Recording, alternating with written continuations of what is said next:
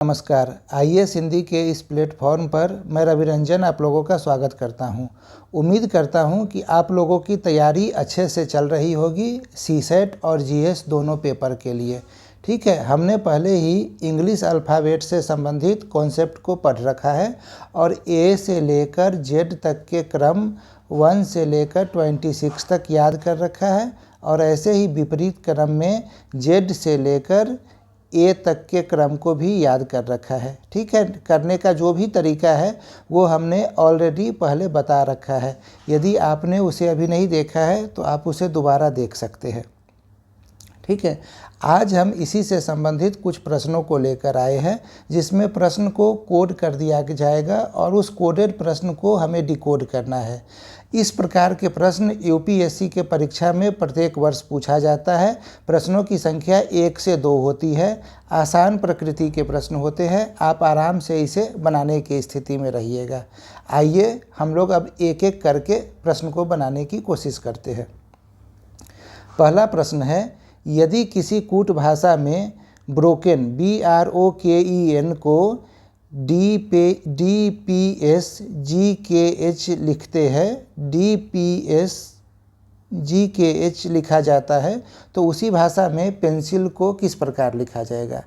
अब ये कोडेड जैसे भी है, आप इसे डिकोड कर पा रहे हैं या नहीं, इसे पॉज करके खुद से डिकोड करने की कोशिश कीजिए। आइए अब मैं आप लोगों को इसका सॉल्यूशन बताता हूँ। BROKEN हमने ये लिख लिया। अब देखिए B में +2 कीजिएगा तो क्या आ जाएगा, CD, D आ गया। R में -2 कीजिएगा तो -2 करने पे क्या आएगा, PQR। इधर से देख लीजिए, P के बाद Q, Q के बाद R, यानी -2 करने पे यहाँ पे आ जाएगा P। अब O के साथ क्या है, O है, O के बाद आ रहा है S, O के बाद PQRS, यानी कि +4 हो रहा है। ठीक है, तो अब यहाँ देखिएगा कि यहाँ जो अगला टर्म आएगा वो -4 वाला टर्म आएगा। आप चेक कर सकते हैं G से, G आया, G के बाद क्या आएगा, HIJ, फिर K आएगा। ठीक है, यानी कि यहाँ पे G आ गया। अब एक बार +2 फिर -2 +4 -4, तो आपको पता है यहाँ पे अब क्या होगा। क्या होगा कमेंट करके बताइए। यहाँ पे +6 होगा, यहाँ पे -6 होगा, जिसका वैल्यू क्या आ जाएगा, K आएगा और H आएगा। तो ये आपने देख लिया कि ये कैसे इसे कूट भाषा में लिखा गया है, कैसे इसे कोडेड किया गया है। तो अब हम अपने सवाल पे आते हैं। तो पहला सवाल है हमारा P में +2 करेंगे तो क्या आ जाएगा, QR। अब देखिए जैसे ही पहला R आया, आप यहाँ पे देख लीजिए कि आपका ये आंसर B गलत हो गया, ये आंसर गलत हो गया। ठीक है, अब आपके पास 2 ही आंसर बचा है। अब यहाँ देखिए R के बाद क्या आ रहा है, यहाँ पे CRY, Y तक नहीं जाइएगा, CR, और यहाँ पे CR, ये दोनों कॉमन आ रहा है। तो हम परीक्षा हॉल में बैठकर E और N का वैल्यू नहीं निकालने जाएंगे। E -2 ये हम समझ जाएंगे कि C ही आएगा। ठीक है, N +4 ये R ही आएगा। ठीक है, ये आप समझ रहे हैं। अब PEN के बाद आया C आया। C के लिए हमें क्या लेना है, C के लिए हमें लेना है -4। C में -4 में क्या होगा, BAZY, Y आ गया। ठीक है, तो C में -4 पे Y आया, Y हमें A में मिल गया, यानी कि ये आंसर भी गलत हो जाएगा। ये गलत है, ये गलत है, तो आंसर A सही है। तो हमें समय कैसे बचाना है, हमें पहले डिकोड कर लेना है पूरा कि क्या कौन सा रूल लगाया जा रहा है। ठीक है, और जैसे ही डिकोड हो जाएगा उसके बाद हमको इंटेलिजेंटली चेक करना है। ऐसा नहीं है कि हम एक एक का बैठ के चेक करेंगे। ठीक है, तो ईजिली आप एलिमिनेट भी कर पाइएगा और आप सवाल भी समझ पाइएगा। उम्मीद करता हूँ कि मैं जो समझाने की कोशिश कर रहा हूँ वो आप समझ पा रहे होइएगा। इस तरीके से करने पे क्या होगा कि आपके बहुमूल्य समय एग्ज़ाम में बच जाएंगे। आइए अब हम लोग अगले सवाल पे आते हैं। अगला सवाल है, यदि किसी कूट भाषा में डिप्लोमा को 70 लिखा जाता है तो उसी कूट भाषा में फॉरेन को क्या लिखा जाएगा, फॉरेन को क्या लिखा जाएगा। अब देख लीजिए, ऐसा कोई भी सवाल आए तो सबसे पहले हमें सारे अक्षरों का वैल्यू लिख लेना रहता है। ठीक है, DIPLOMA। मुझे उम्मीद है आप लोग EJOTY आप लोगों को याद होगा, और ये याद होगा तो वैल्यू लिखना आसान है। D का वैल्यू क्या होता है, D का वैल्यू है 4। IJ होता है, J का वैल्यू 10 है तो I का वैल्यू कितना हो गया, 9 हो गया। P का वैल्यू कितना होता है, O 15 है, O के बाद P आता है तो 16। L का वैल्यू J 10 है, K 11, L 12 आ गया। फिर O का वैल्यू 15। M का वैल्यू JKLM, J 10 है तो KLM 13 हो गया। A का वैल्यू 1 आ गया। ठीक है, अब जब इसे आप लोग जोड़िएगा तो क्या आएगा, 9 4 13, 13 और 16 29, 29 12 41, 41 15 56, 56 13 69, 71। यानी आपने अपना सवाल डिकोड कर लिया यहाँ पे। अब आपको क्या निकालना है, आपको निकाल लेना है इस फॉरेन का वैल्यू क्या, क्रम के हिसाब से। F का क्या वैल्यू होगा, 6, O 15, R का क्या वैल्यू होता है, 18 होता है। O के बाद PQR। ठीक है, E का वैल्यू 5, I का वैल्यू अभी हमने देखा है 9, G का वैल्यू E 5 है, F 6, G 7। ठीक है, G के बाद N आता है। N का वैल्यू क्या होगा, तो MNO, O का वैल्यू 15 है, O से जस्ट पहले N आ रहा है तो N का वैल्यू 14 है। EJOTY का महत्व अब आप लोग समझ पा रहे होइएगा। ठीक है, अब ये वैल्यू जोड़ लेते हैं तो 6 15 6 21, 21 18 39, 39 5 44, 44 9 53, 53 7 60 और 14 74। तो हमारा आंसर यहाँ पे क्या हो गया, हमारा आंसर यहाँ पे 74 हो गया। ठीक है, क्या परीक्षा में फिक्स है कि ऐसे ही सवाल आएगा, बिल्कुल फिक्स नहीं है। इसके उल्टे क्रम में भी दिया जा सकता है। ठीक है, जैसे उल्टे क्रम में कैसे होगा, आइए यहीं पे हम लोग करते हैं। D को यदि विपरीत क्रम में लिखा जाएगा तो D का मान क्या होगा, तो जो सीधे क्रम में है उसको 27 से घटाते हैं तो विपरीत क्रम आता है। ये हम लोग पहले सीख चुके हैं, तो हम लोग यहाँ पे लिखते चलते हैं। 27 में से 4 घटा 23, 27 में से 9 घटा 18, 27 में से 16 घटा 12, 27 में से 12 घटा 16, 27 में से 15 घटा 12। यहाँ पे मैंने जो 12 लिख दिया है ये 12 नहीं होगा, 27 में से 16 घटाने पे 11 आएगा।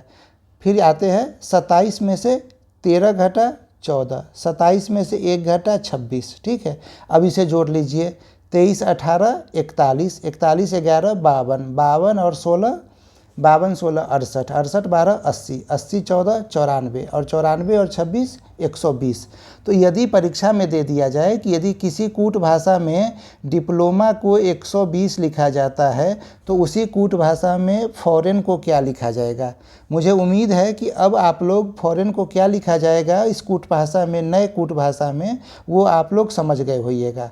और यदि समझ गए हैं तो इसका उत्तर कमेंट करके बताइए, फिर मैं कमेंट में ही बताऊंगा कि आपने सही बताया या गलत।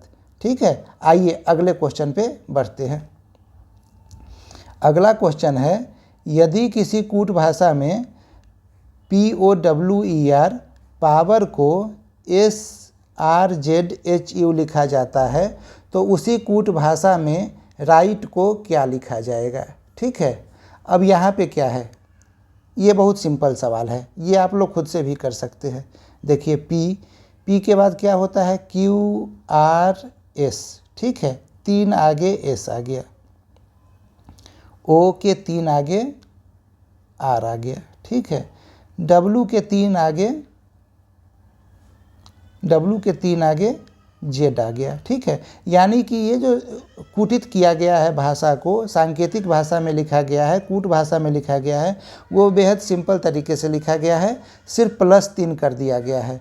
तो हम अपने इसमें क्या करेंगे, तो R में +3 करेंगे, आर 18 है प्लस 3 21। 21 का मतलब क्या होता है? 21 का मतलब होता है टी के बाद यू। ठीक है, यहाँ देखिए जैसे ही यू आया आपका बी ऑप्शन गलत हो गया। ठीक है, अब आते हैं आई। आई का वैल्यू होता है 9, 3 आगे 12। 12 का मतलब क्या हो गया? ई जे के एल, ये आ गया एल। जैसे ही एल आया आपका आंसर सी गायब। ठीक है, हमेशा ऑप्शन भी ध्यान देते चलिएगा। अब देखिए यहाँ जे के ये दोनों तो सेम आ रहा है। अब सीधे हम लास्ट वाले को चेक करेंगे तो टी आया। टी का मतलब क्या होता है? टी मतलब है 20, तो 20 में प्लस 3 23 आना है, तो यू भी डब्लू। ठीक है, 23 का मतलब होता है डब्लू। हमारा आंसर क्या हो गया? हमारा आंसर हो गया ए। आप देख पा रहे होइएगा कि कितने ईजिली आसानी से सवालों को बनाया जा रहा है। आगे बढ़ते हैं, अगले क्वेश्चन को देखते हैं। यदि किसी कूट भाषा में इसे ये लिखा जाता है तो उसी कूट भाषा में इसे किस प्रकार लिखा जाएगा? अब देखिए ये थोड़ा ज़्यादा ही बड़ा है। कितने लेटर है? तो 3 3 6 3 9 3 12, और यहाँ पे लेटर को हेर फेर कर दिया गया है। आप गौर से देखिएगा तो आपको दिखेगा कि ये शुरू में जो RAT है, ठीक है, कलर बदल दूँ मैं, ये जो RAT है ये कहाँ से उठाया गया है? RAT यहाँ से उठाया गया है। ठीक है, और ये 3 उठाया जा रहा है एक बार में। तो जो 12 लेटर है उसे हम लोग सबसे पहले 3 के गुच्छा में बना लेते हैं। MIN, फिर IST, फिर RAT, फिर ION। ठीक है, अब इधर इसका भी जो कुटित है उसे भी बना लेते हैं।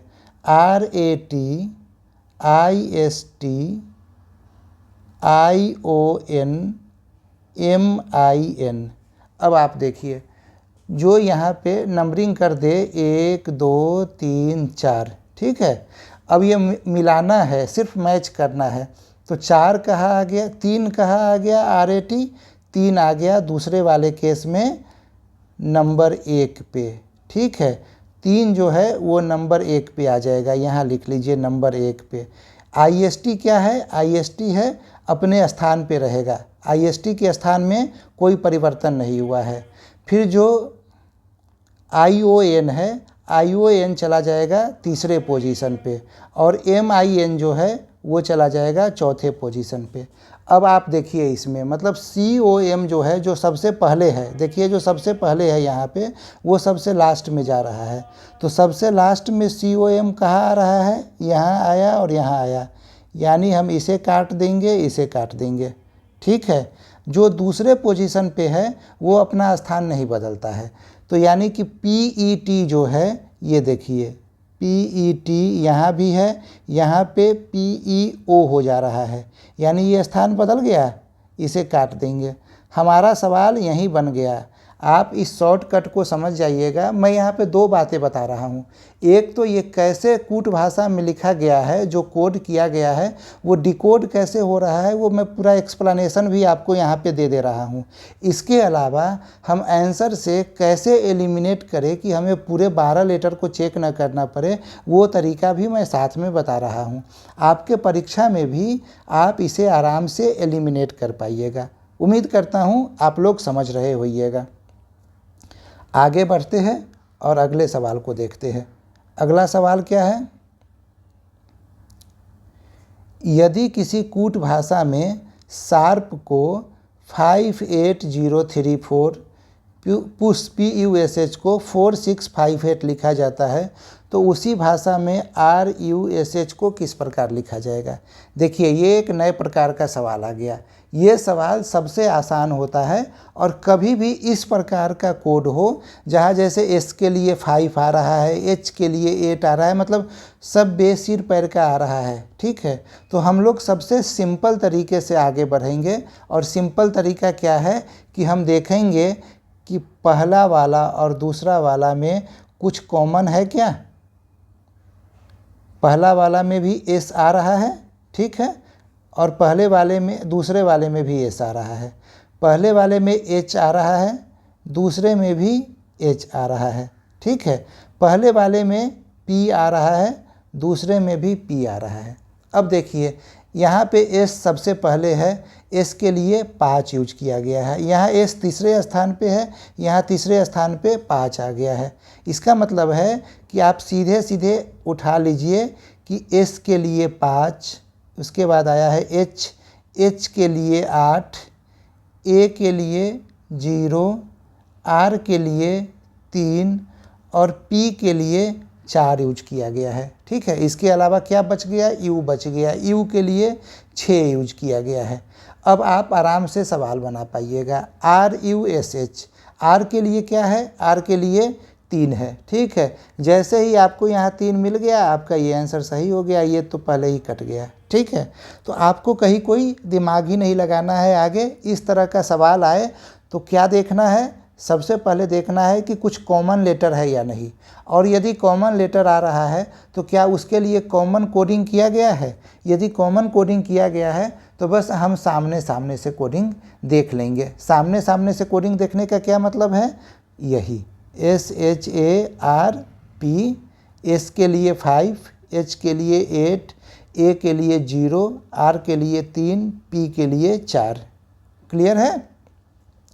चलिए अगले क्वेश्चन पे बढ़ते हैं। यदि किसी कूट भाषा में बॉर्न को BORN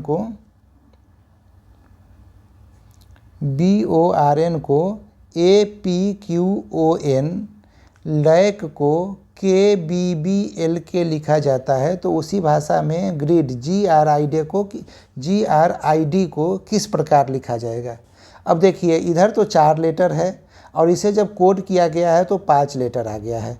लेकिन इस तरह के कोडिंग में यही किया जाता है कि आपको समझने में आसानी हो, इसके लिए एक ही कोड न देकर 2 कोड दिया जाता है। ठीक है, तो दूसरा कोड क्या है?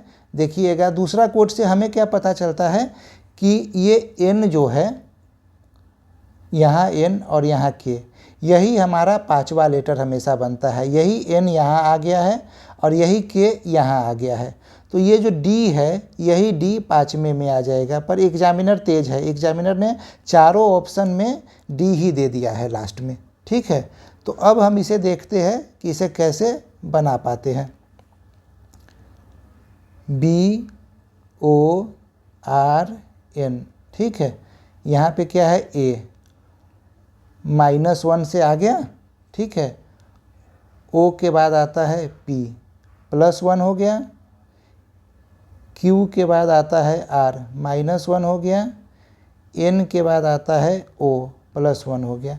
बहुत सिंपल है, -1 +1 -1 +1 और अंत में N के साथ N के बदले N लिख देंगे। यहाँ भी वही चलेगा, ये तो फिक्स हो गया। अब KBB,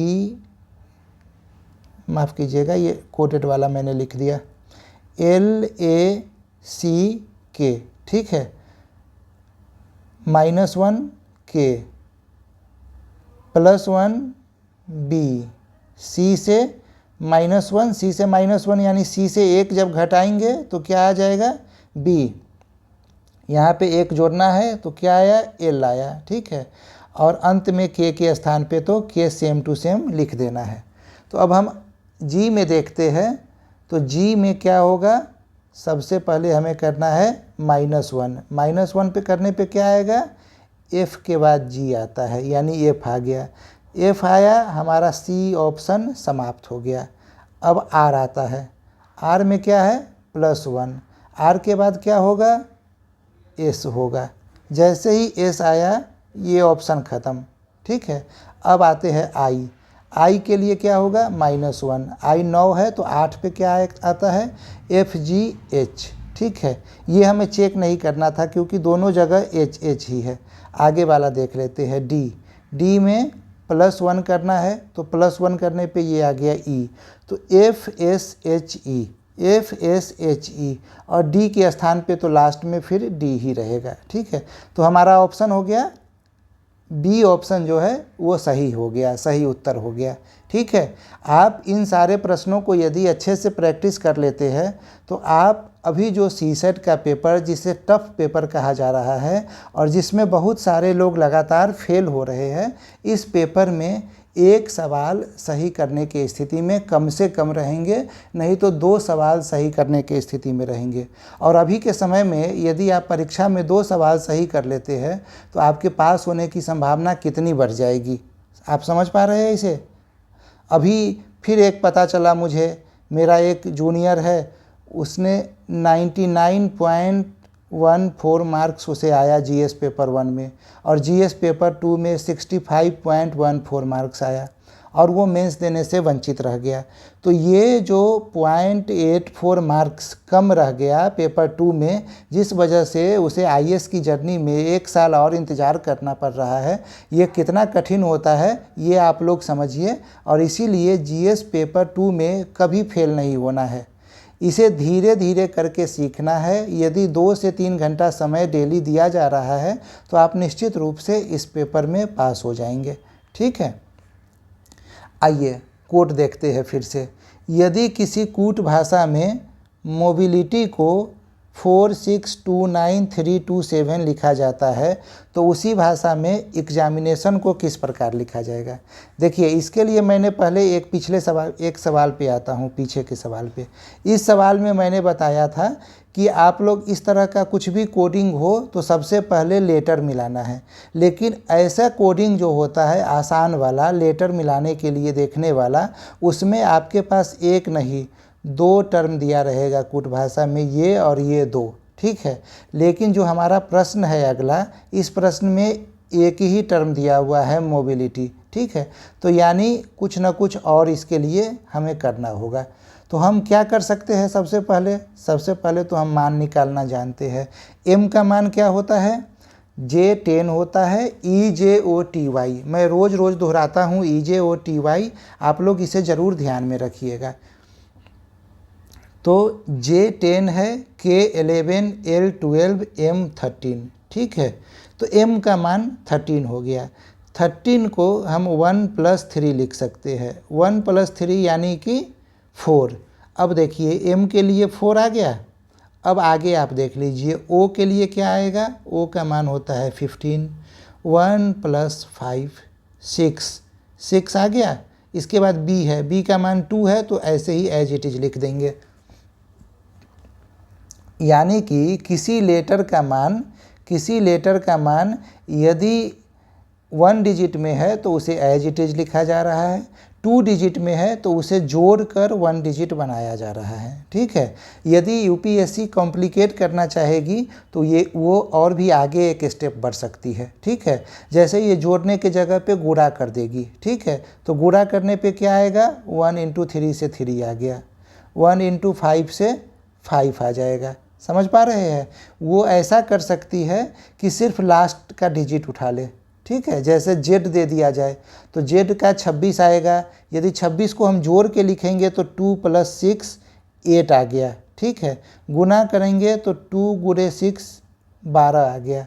फिर 12 बड़ा है तो फिर इसे 1 × 2 गुना करके क्या लाएंगे, 2 ले आएंगे, ठीक है। लेकिन वो ऐसा भी कर सकता है कि 26 आया तो पहला प्लेस को छोड़ देगा, सिर्फ दूसरे प्लेस को ले लेगा और 6 उठा लेगा। तो मतलब आपको अलग अलग तरीके से अपने दिमाग को दौड़ाना है एग्जामिनेशन हॉल में। 2 घंटा समय जो है उसमें बिल्कुल शांत मन से अपने दिमाग को दौड़ाते रहना है। तो आपने डिकोड कर लिया इसे। अब डिकोड करने के बाद हमारे पास क्वेश्चन क्या है, एग्जामिनेशन है। ई का मान क्या होता है, ई का मान होता है 5, ठीक है। x का मान क्या होता है, EJOTY। t के बाद क्या आता है, TUVWX, 4 आगे है t से, ठीक है, या y से 1 पीछे है। तो x का मान हो गया 24।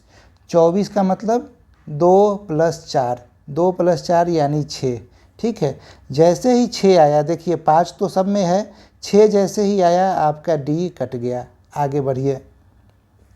अब देखिए 149 ये सब में आ रहा है, 149 सब में आ रहा है। तो सबसे पहले लास्ट वाला देख लेते हैं। लास्ट वाला क्या है, n। n का मान क्या होता है, 14। 14 यानी 1 + 4, 1 + 4 यानी 5। तो C हमारा कट गया। अब यहाँ 5 आ रहा है, O के लिए 6 आ रहा है, I के लिए I का मान क्या होता है, I का मान हमें पता है 9 होता है। तो I के लिए जैसे ही ये 9 हमने ले लिया, ये 8 वाला भी कट जाएगा और फिर ये हमारा उत्तर आ गया। तो एक चीज़ आप देख लिए कि आप ऑलरेडी डिकोड करना सीख चुके हैं। इसके बाद आप तेज़ी से कैसे सवाल को सॉल्व कर पाए, ये भी आप लोग यहाँ पे सीख पा रहे हैं। उम्मीद करता हूँ ये सवाल क्लियर हो गया होगा। अगले सवाल पे आते हैं। यदि किसी कूट भाषा में गर्ल GIRL को FHHJQSKM लिखा जाता है, तो उसी भाषा में SWAN को किस प्रकार लिखा जाएगा। अब यहाँ पे सबसे पहला काम ये करते हैं कि हम लोग लेटर काउंट करते हैं। तो यहाँ पे 1 2 3 4, यहाँ पे 1 2 3 4 5 6 7 8, यानी हर एक लेटर के लिए कोड किया गया है 2 लेटर। सपोज कीजिए सिंपल तरीका से सोचते हैं तो G के लिए कोड कर दिया गया FH, I के लिए कोड कर दिया गया HJ। ठीक है, तो कुछ आपको इसमें लग रहा है कि कुछ तरीका है। देखिए G से जस्ट पहले क्या आता है, G से जस्ट पहले F आता है, ठीक है, और G के जस्ट बाद क्या आता है, तो G के जस्ट बाद H आता है, ठीक है, EFGH। ऐसे ही GHIJ, यानी कि इधर जो एक लेटर है G, तो G से पहले वाला और फिर बाद वाला लिख दिया गया। I है तो I से पहले वाला फिर बाद वाला लिख दिया गया। R है, R से पहले वाला फिर बाद वाला। तो कोडिंग कैसे हुआ आपने देख लिया और आपने डिकोड भी कर लिया। तो आप अब S पे आ जाइए। S के पहले क्या आता है, QRRST। RST सब लोग जान रहे हैं, तो RST, ठीक है, ऐसा कोई आया नहीं आया, यानी कि यहाँ पे जो ऑप्शन बनाया गया है ये सारे के सारे ऑप्शन यहाँ पे गलत दे दिए गए हैं। या मैं ही कुछ गलत बता रहा हूँ क्या, एक बार देख लेते हैं। S का वैल्यू होता है 19, ST हो जाएगा 20 और R हो जाएगा 18। तो ये हो गया RST। तो जो सही आंसर होगा वो मैं यहाँ पे लिखते हुए चलता हूँ, RST, ठीक है। इसके बाद आता है W।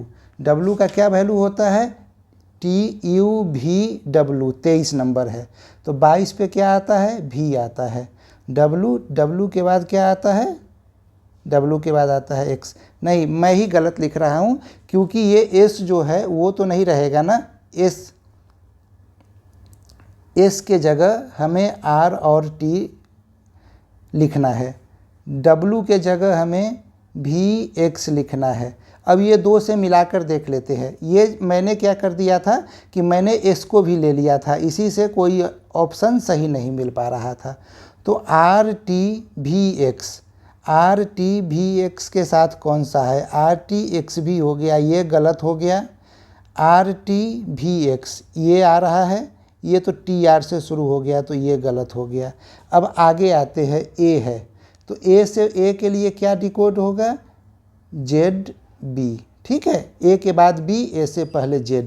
तो ZB कहाँ पे है, ZB यहाँ पे है, यहाँ पे BZ उलट कर दिया गया, यानी ये भी गलत हो गया।